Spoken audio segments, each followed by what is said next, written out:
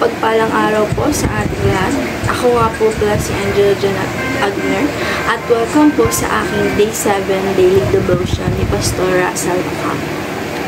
Para po sa ating devotion ngayong araw ay ang series ay about intimacy with God at ang topic po natin ngayong araw ay August 3, 2024 ay Longer Temptation is Stronger Temptation.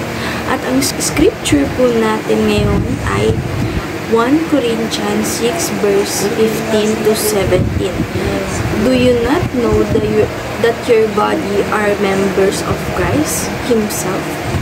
Shall I then take the members of Christ and unite them with a prostitute? Never. Do you know that he who unites himself with a prostitute is one with her in body? For it is said that two will become one flesh, but whoever is united with the Lord is one with Him Spirit. Sa Tagalog version naman po, hindi ba tayong mga mananampalataya ay bahagi ng katawan ni Kristo? Iyan ang dahilan kung bakit hindi talaga natin maaaring gamitin ang ating katawan na bahagi ng katawan ni Kristo sa pakikipagtalik sa babaeng bayaran.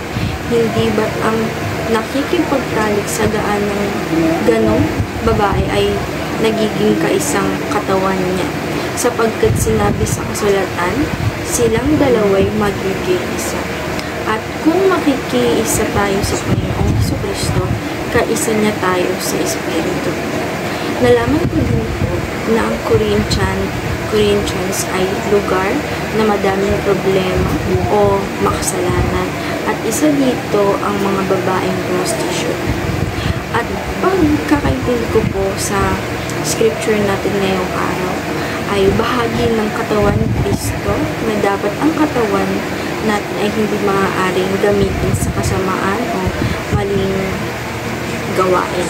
Sabi din po dito na huwag tayong maging intimate with sins, bagamat maging intimate tayo with God. Teaching number 1, intimacy is exclusively for Christ. Ang ating intimacy ay hindi pwedeng gamitin sa iba. Ito po ang salitang exclusive dahil para lang talaga kay Kristo ang relationship natin o ang intimacy. Teaching number 2, Christians belong to the body of Christ. Ang pagiging Kristiyano ay bahagi ng katawan ni Kristo. Ang salitang body of Christ is the church. Kaya ang Kristiyano at body of Christ is united with God. Teaching number 3, longer temptation is stronger temptation. Ang mahabang tukso is pag mas mahaba, mas natutukso ka, ay mas lalong magiging makasalanan ka. Kaya ang tukso talaga ay dapat tinataboy o nilalawian para ikabubuti natin. Application number 1, do not expose yourself to temptation. Sabi po dito na huwag natin i-expose ang sarili natin sa tukso. Huwag tayong pumunta sa lugar na maging makasalanan tayo at huwag din tayo gagawa ng kasalanan sa sarili nating pamilya. Application number 2, flee from all kind of temptation. Sabi po dito na ang tukso ay tinatakasan. Dahil di po natin kayang labanan ang tukso dahil parang in-expose na din natin ang sarili natin sa tukso. Don't fight to temptation, flee to temptation. Now, application number 3, choose your crowd wisely.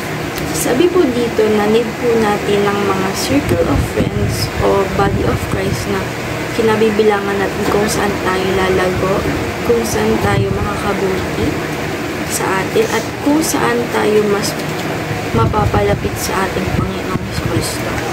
Discussion, why it is important to surround ourselves with godly people. Para po sa akin, importante yung ma-surround tayo natin yung sarili natin sa mga godly people para mas makilala ang ating Panginoon at mas lalago tayo with those people. Ayun naman po, maraming salamat guys.